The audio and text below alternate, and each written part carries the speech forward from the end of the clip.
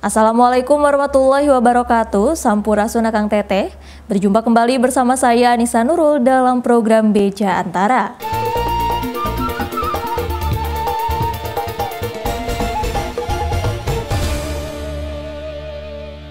Pemerintah Kabupaten Pidi Provinsi Aceh mencatat total pengungsi Rohingya kini mencapai 721 orang sejak awal kedatangan gelombang pertama pengungsi pada 26 Desember 2022 lalu.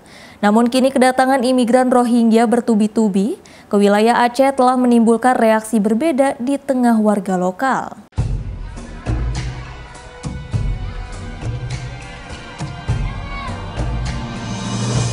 Pemerintah Kabupaten Pidi Provinsi Aceh mencatat total pengungsi Rohingya di daerah tersebut kini sudah mencapai 721 orang. Jumlah itu terhitung sejak kedatangan gelombang pertama pada 26 Desember 2022 hingga 19 November 2023 lalu. Kedatangan imigran Rohingya secara bertubi-tubi ke Kabupaten Pidi kini telah menimbulkan reaksi penolakan dari sebagian masyarakat. Hal ini membuat pemerintah Kabupaten Pidi khawatir kedatangan Rohingya justru menimbulkan konflik baru di tengah masyarakat. Kalau mereka paksakan itu 721 orang pengungsi totalnya. Di sana kapasitas cuma 250 orang. Jadi kalau dipaksakan mereka akan tentu akan berantem di antara mereka sendiri untuk rebutan makanan kan begitu. Jadi pemerintah Kabupaten Pidi menunggu kebijakan pusat mau bagaimana ini. Sementara masyarakat sudah penolakan terhadap pengungsi sudah mulai masif. Kalaupun ada yang menerima itu hanya sebagian kecil dan mereka tidak mengerti bahwa di tengah laut ada yang siap merapat ke Pidi. Gitu. Saat ini sebanyak 241 imigran Rohingya yang tiba pada 19 November 2023 lalu masih ditempatkan di kawasan pantai Desa Kulam, Kecamatan Bate, Kabupaten Pidi. Mereka terpaksa ditempatkan di sini karena lokasi penampungan sementara sudah melebihi kapasitas. Warga yang menerima imigran Rohingya ikut membantu, membagikan makanan, minuman, serta membangun tempat tinggal sementara untuk warga Rohingya. Salah seorang warga Desa Kulam bernama Ismail mengaku tidak keberatan dengan keberadaan Rohingya di desa tersebut, asalkan hanya sementara. Ia pun berharap para imigran selanjutnya dapat segera dipindahkan. Ini kan wilayah kami. Saya selaku Sekdes Kampung Kulam, tidak ada masyarakat untuk menolak Rohingya. Untuk sementara, karena isu-isunya untuk sementara, dan kelanjutannya ke depan 3 hari orang ini akan dipulangkan ke mana. Pokoknya 3 hari lagi akan dipulangkan. Menurut informasi yang saya dapatkan. Dipindahkan kemana nggak tahu lah. Makanya dari situ kami setuju bahwa untuk sementara tinggal di tempat kami, di lokasi kami Kampung Kulam. Bahkan sebagian masyarakat merasa kasihan karena kita kan sama-sama Muslim. Keberadaan pengungsi Rohingya juga mendapat pengawasan ketat dari aparat kepolisian.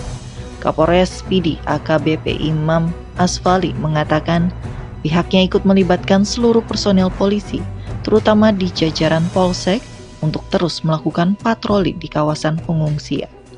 Selain itu, pihaknya juga ikut mengedukasi masyarakat di sekitar agar tidak bereaksi berlebihan, baik sesama masyarakat ataupun dengan para imigran. Untuk keamanan yang kita siapkan artinya kita melibatkan seluruh personel kita di dalam memberikan pengamanan secara bergantian melalui patroli kemudian dan penjagaan. Peran kami melakukan edukasi kepada masyarakat sehingga tidak terjadi konflik antar masyarakat, kemudian konflik antara masyarakat dengan pengungsi itu sendiri. Itu yang kami lakukan, makanya kita berikan pengamanan yang sebagainya. Meski pemerintah Kabupaten Pidi masih menunggu kebijakan dari pemerintah pusat terkait penanganan ratusan imigran Rohingya, namun ke depan Pemkab Pidi berencana akan menolak jika ada imigran Rohingya yang kembali mendarat di wilayah itu. Hal ini lantaran lokasi penampungan yang sudah tidak lagi memadai, serta untuk menghindari konflik baru di tengah masyarakat. Dari Kabupaten Pidi Aceh, Apriza Rahmat, Kantor Berita Antara mewartakan.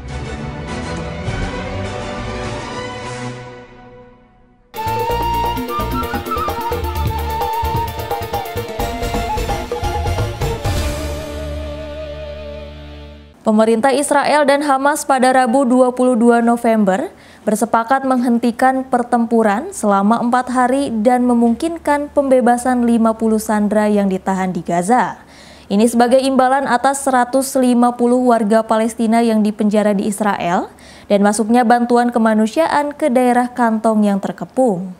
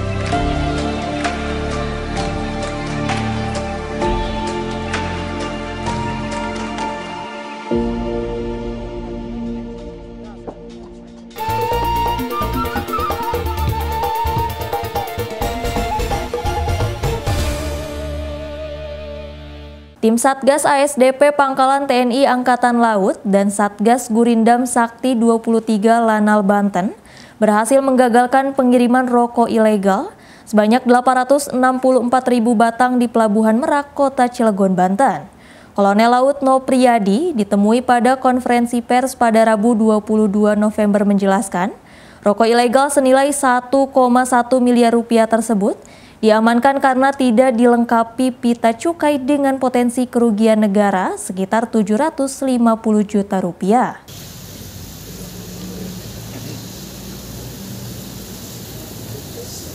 Sebanyak 864.000 batang rokok ilegal yang akan diselundupkan ke Pulau Sumatera melalui Pelabuhan Merak, Kota Cilegon, berhasil digagalkan Pangkalan TNI Angkatan Laut Lanal Banten pada 21 November. Ratusan ribu batang rokok ilegal tanpa cukai itu diamankan di Dermaga 7, Pelabuhan Merak dari dalam 2 unit kendaraan minibus yang sebelumnya sudah diincar petugas gabungan Lanal Banten. Komandan Lanal Banten Kolonel Laut Pelaut Nopriyadi dalam konferensi pers yang digelar pada Rabu 20 November mengatakan, ribuan batang rokok ilegal itu digagalkan pendistribusiannya karena tidak dilengkapi pita cukai, sehingga berpotensi merugikan keuangan negara. Hari ini kita bersama-sama melaksanakan press release tentang penggagalan pendistribusian rokok ilegal yang berpotensi merugikan negara dalam bentuk cukai 750 sampai 800 juta. Kalau total barangnya dari 846.000 batang itu lebih kurang 1 sampai 1,1 M nilainya. Tindak lanjutnya pasti akan ada pendalaman ya. Walaupun disampaikan tadi kalau sekilas kita lihat dari jenis barangnya ini pasti tindak pidana. Ingat apakah akan disidik atau tidak akan sangat tergantung dari pemenuhan unsurnya. Karena yang ditemukan atau pihak yang bertanggung jawab ini kan sementara hanya supir ya. Penggagalan distribusi ribuan batang rokok ilegal ini berkat adanya laporan intelijen yang diterima Satgas ASDP Pangkalan TNI Angkatan Laut dan Satgas Gurindam Sakti 23 Lanal Banten. Informasi itu terkait adanya pengiriman rokok ilegal tanpa pita cukai dari wilayah Jawa Timur menuju Pulau Sumatera melalui Pelabuhan Merak. Sementara itu, kepada masyarakat, Lanal Banten dan Bea Cukai Merak mengingatkan agar tidak tergiur memasarkan produk rokok ilegal. Mengingat pengedar atau pelaku maupun penjual rokok ilegal tanpa cukai bisa dipidana penjara paling singkat 1 tahun dan paling lama 5 tahun. Atau denda paling sedikit 2 kali nilai cukai dan paling banyak 10 kali nilai cukai yang harus dibayar. Dari Kota Cilegon, Banten, Susmiatun Hayati, Kantor Berita Antara mewartakan.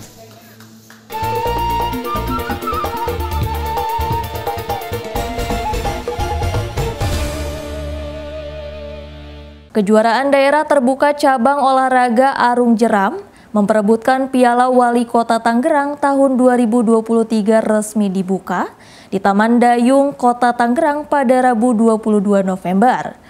Total ada sebanyak 8 tim yang berasal dari Pengcap Kabupaten Kota di Provinsi Banten, sekaligus menjadi kegiatan perdana dalam kegiatan Festival Cisadane tahun ini. Serangkaian dalam kegiatan Festival Cisadane tahun 2023 untuk pertama kalinya diselenggarakan kejuaraan arung jeram yang diikuti 8 tim peserta dari pengurus cabang olahraga arung jeram Kabupaten Kota dan perwakilan klub arung jeram di Provinsi Banten. Dibuka di Taman Dayung Rabu 22 November, para atlet arung jeram memperebutkan Piala Wali Kota Tangerang. Kepala Dinas Pemuda dan Olahraga Kota Tangerang, Kaonang, mengatakan, kondisi Sungai Cisadane di Kota Tangerang sudah mendapat legalitas untuk penyelenggaraan kejuaraan arung jeram dengan 2 kategori perlombaan. Ya, kita sudah dicek standarisasi untuk kegiatan arung jeram. Beberapa kelas memang bisa dilaksanakan di sini dengan kekuatan airnya, ketinggian airnya dan sebagainya. Kita lihat situasi sekarang, kali juga dalam keadaan yang kencang sekali, maka nanti kalau bertanding juga saya ingatkan panitia untuk hati-hati. Rena Arsita, atlet arung jeram, mengaku telah mempersiapkan diri untuk mengikuti perlombaan ini. Kita yang dipersiapkan 2 kategori ini sepertinya sama head to head doang sih, karena 2 kategori doang yang dipermainkan. Rena turun di nomor apa? R6 Putri, Pak. Putri, gitu. Jarak tempuh berapa biasanya? 300 meter. Demi keamanan, rasa aman bagi para atlet dan antisipasi terjadinya kecelakaan selama pertandingan, pihak Dispora Kota Tangerang juga memberikan proteksi melalui peran serta kerjasama dengan pihak BPJS Ketenagakerjaan. Dari Kota Tangerang, Banten, Agung Andika Indrawan, Kantor Berita Antara mewartakan.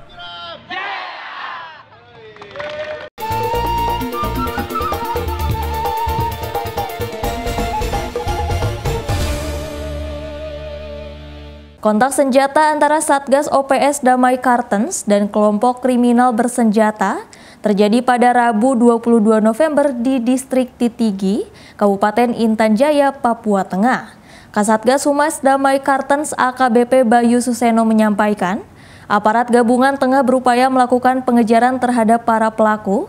Hingga kini kedua korban telah dievakuasi ke RSUD Timika guna perawatan intensif.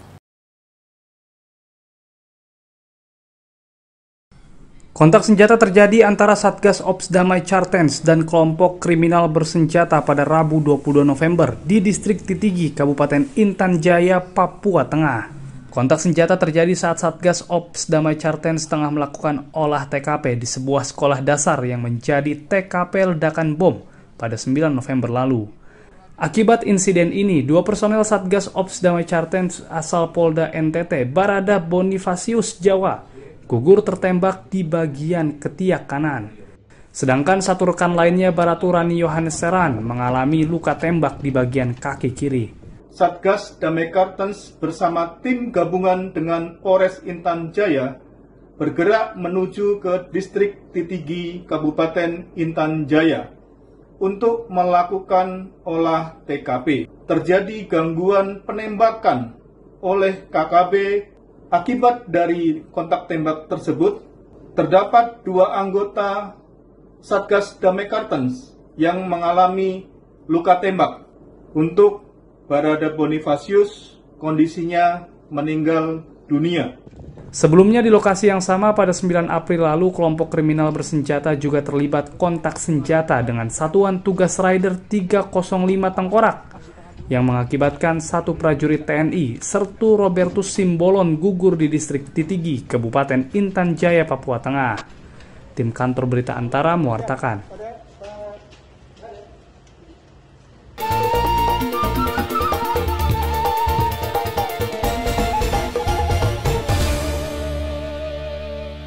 Partai Demokrasi Indonesia Perjuangan atau PDIP menggelar konsolidasi internal partai bersama Ketua Umum Megawati Soekarno Putri di kawasan Sanur, Kota Denpasar, Bali pada Rabu 22 November. Konsolidasi internal partai tersebut diantaranya membahas pemenangan pemilu pada 2024. Ketua Umum Partai Demokrasi Indonesia Perjuangan PDIP Megawati Soekarno Putri memberikan arahan dalam konsolidasi partai di Sanur, Denpasar, Bali, Rabu 22 November.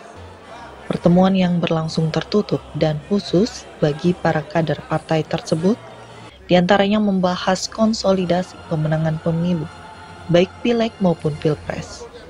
Menurut Sekretaris Jenderal PDIP Hasto Kristianto, melalui konsolidasi tersebut, sekaligus menargetkan capaian suara pasangan Capres dan Cawapres, Ganjar Pranowo, Mahfud MD, melebihi Pilpres sebelumnya. Justru ditargetkan lebih besar dari perolehan Pak Jokowi pada tahun 2019 yang lalu. Target ini telah disampaikan kepada Ibu Megawati Soekarno Putri yang menunjukkan bahwa optimisme dari seluruh kader Banteng yang menyatu dengan rakyat dan relawan untuk memenangkan Pak Ganjar dan Pak Mahfud MD. Dalam konsolidasi internal tersebut hadir diantaranya Ketua DPD PDIP Provinsi Bali Wayan Koster, Bupati Badung Giri Prasta, juga Wali Kota Denpasar Jaya Negara yang merupakan kader PDIP. Dari Denpasar, Bali, Rita Laura, Kantor Berita Antara mewartakan.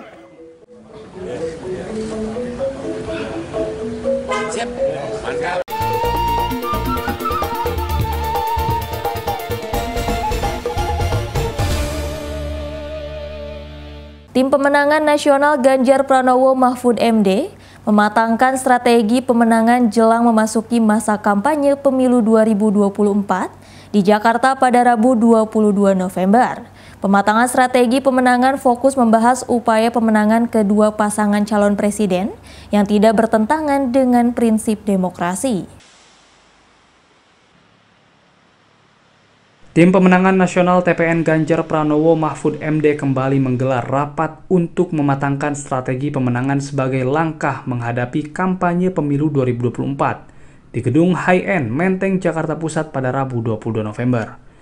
Ketua Tim Pemenangan Nasional Ganjar Mahfud Arsyad Rashid mengatakan, rapat kali ini fokus membahas strategi pemenangan yang tidak melanggar prinsip demokrasi, sekaligus mematangkan visi kedua pasangan calon presiden. Maka hari ini kami mematangkan kembali yang namanya strategi pemenangan. Jadi yang kami lakukan tadi dalam rapat adalah bagaimana memantangkan kembali strategi pemenangan di semua sisi, tentu dengan cara-cara yang baik yang tidak bertentangan dengan prinsip-prinsip demokrasi. Kami sangat optimis bahwa Mas Ganjar dan Prof. Mahfud siap memasuki masa kampanye dan beradu gagasan dan juga menyampaikan visi misi Ganjar Mahfud dan juga program-programnya.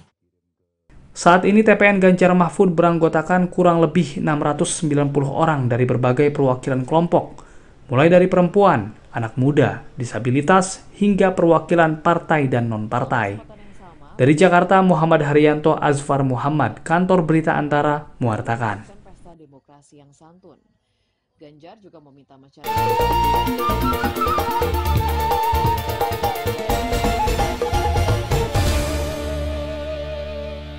Cuaca ekstrim dampak El Nino memaksa Indonesia selama 3 tahun terakhir harus impor beras dan jagung demi memenuhi kebutuhan masyarakat. Untuk itu, Menteri Pertanian Andi Amran Sulaiman menggalakkan percepatan tanam padi dan jagung demi meningkatkan produksi di tahun-tahun berikutnya. Saat ditemui di Surabaya, Jawa Timur pada Rabu 22 November, ia pun menargetkan Indonesia dapat kembali mencapai swasembada pangan di tahun 2026. Menteri Pertanian Mentan Andi Amran Sulaiman menyatakan optimistis Indonesia akan kembali swasembada pangan di tahun 2026. Untuk itu, dalam rapat koordinasi upaya khusus peningkatan produksi padi dan jagung tahun 2023-2024 di Surabaya, Rabu 22 November, Mentan mendorong percepatan tanam. Percepatan tanam padi dan jagung ditargetkan berlangsung selama 2 tahun ke depan agar semakin menekan impor. Sehingga di tahun ketiga, Indonesia sudah kembali swasembada pangan.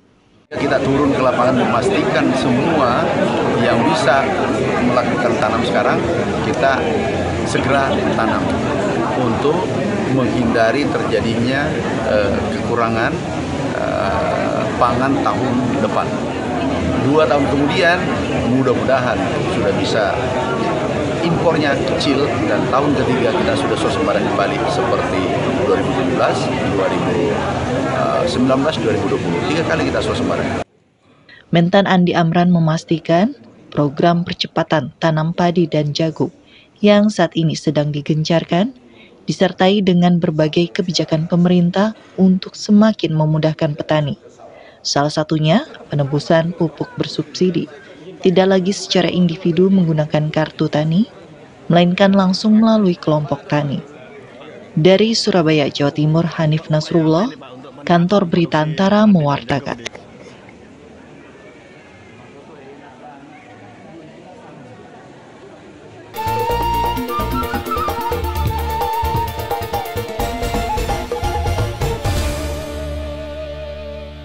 Badan Kesatuan Bangsa dan Politik Kota Cilegon pada Rabu 22 November menggelar kegiatan sosialisasi pemilu kepada pemilih pemula menyasar para santri yang ada di Pondok Pesantren Ibnu Syam Kota Cilegon. Kepala Badan Kesbangpol Kota Cilegon Sri Widayati mengatakan, kegiatan ini dilakukan untuk meningkatkan upaya partisipasi pemilih serta mencegah banyaknya surat suara tidak sah pada pemilu nanti. Untuk seluruh tamu undangan yang telah hadir dan menyimak dengan antusias. Badan Kesatuan Bangsa dan Politik Kesbangpol Kota Cilegon kembali menggelar sosialisasi pemilu 2024 untuk pemilih pemula dengan menyasar pelajar di sekolah-sekolah dan para santri di lingkungan pondok pesantren. Pada Rabu 22 November, sosialisasi pemilu diadakan di Pondok Pesantren Ibnu Syam Kota Cilegon.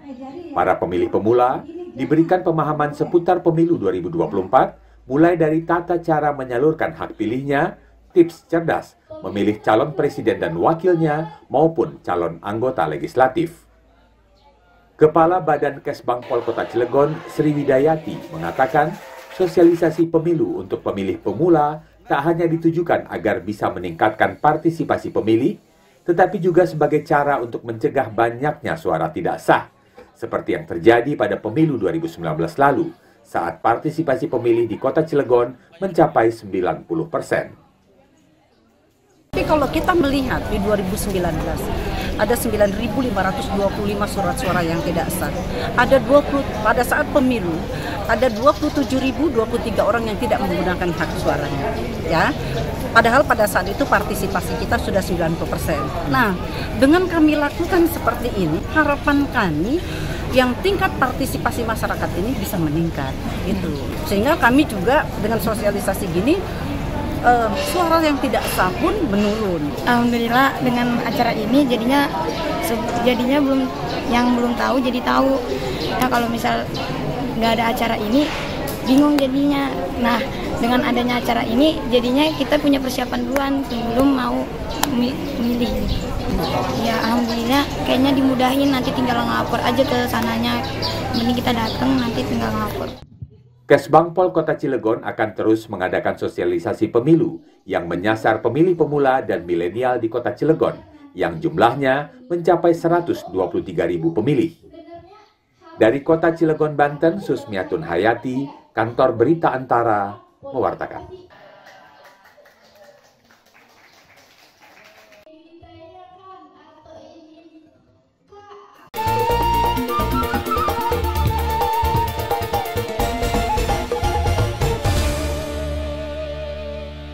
Komisi Pemilihan Umum Kota Batam berkoordinasi dengan Panitia Pemilihan Luar Negeri Johor Bahru Malaysia dan Singapura terkait pindah memilih. Ketua KPU Kota Batam Mawardi pada Rabu 22 November menyebutkan potensi pemilih ganda tidak mungkin terjadi karena daftar pemilih tetap yang ditetapkan terintegrasi dengan nomor induk kependudukan. Komisi Pemilihan Umum Kota Batam berkoordinasi bersama Panitia Pemilihan Luar Negeri Johor Bahru Malaysia dan Singapura terkait potensi pindah memilih dalam pemilihan umum tahun 2024. Hal itu dilakukan guna memastikan tidak adanya pemilih yang memberikan hak suaranya sebanyak 2 kali pada TPS berbeda di dalam dan luar negeri.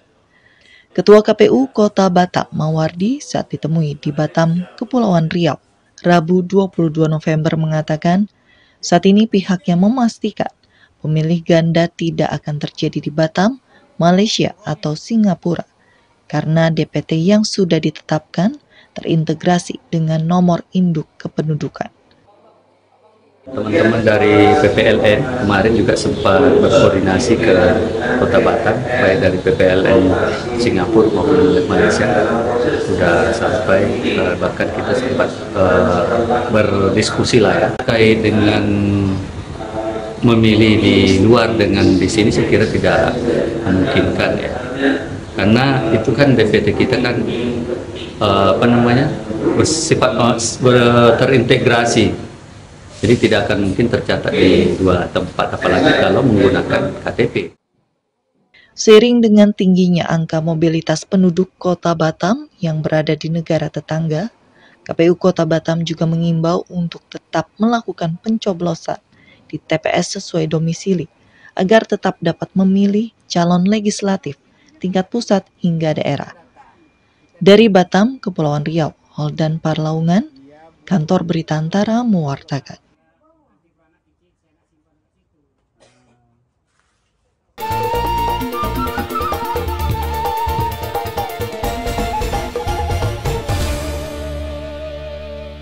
Presiden Joko Widodo bermain sepak bola bersama para pelajar di Biak Numfor, Papua pada Rabu 22 November.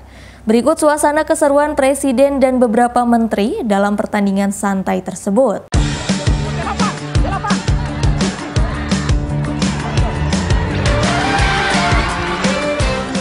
Inilah suasana di lapangan sepak bola Sorido, Kabupaten Biak Numfor, Papua pada 22 November sore.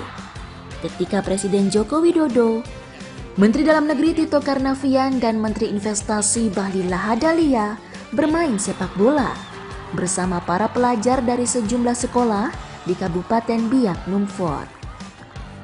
Mengenakan kaos putih bernomor punggung 23, Jokowi tampak semangat menggiring bola.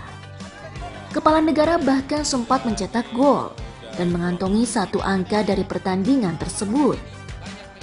Selang beberapa waktu, giliran para pelajar yang membalas dengan merebut 1 angka dari tim presiden dan para menteri. Pengen olahraga gitu aja sama anak kampung di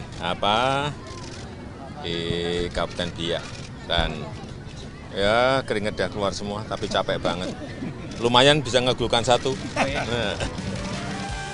Dalam pertandingan tersebut, Presiden ingin mengajak para pelajar agar termotivasi dan ia berharap bisa muncul bibit-bibit muda sepak bola di Papua. Tim Kantor Berita Antara mewartakan.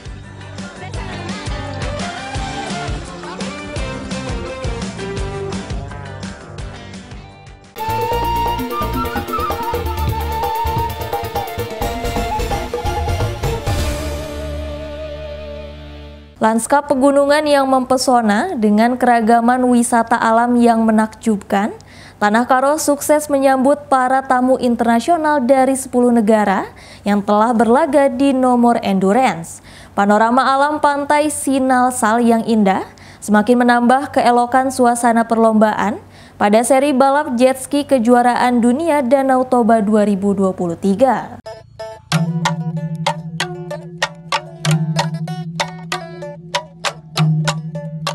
Ditunjuk menjadi salah satu dari 4 kabupaten yang menyelenggarakan Aquabike Jet Ski World Championship Danau Toba 2023. Kabupaten Karo patut berbangga lantaran punya daya tarik tersendiri bagi para pengunjungnya.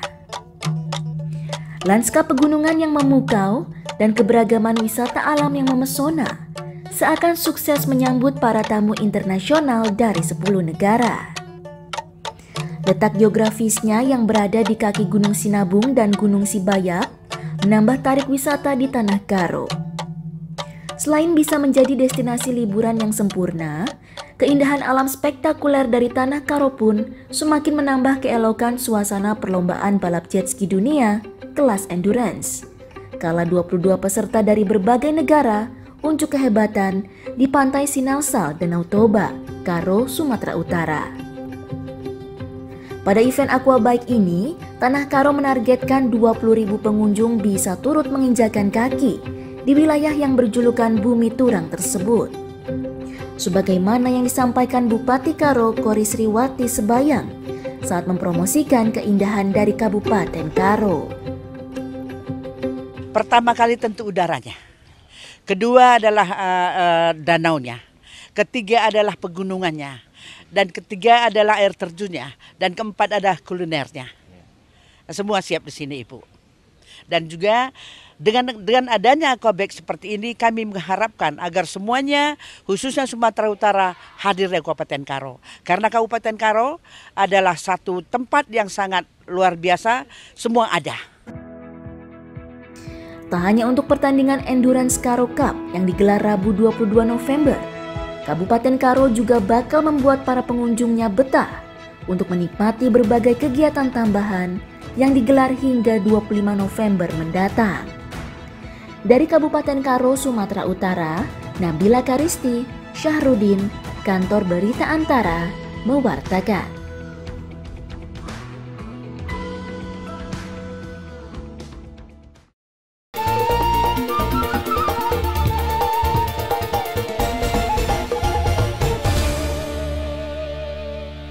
Akang Teteh, demikian Beja Antara hari ini. Tetap saksikan Beja Antara setiap hari Senin sampai dengan Sabtu. Saya Anissa Nurul beserta kru yang bertugas pamit undur diri. Terima kasih. Wassalamualaikum warahmatullahi wabarakatuh.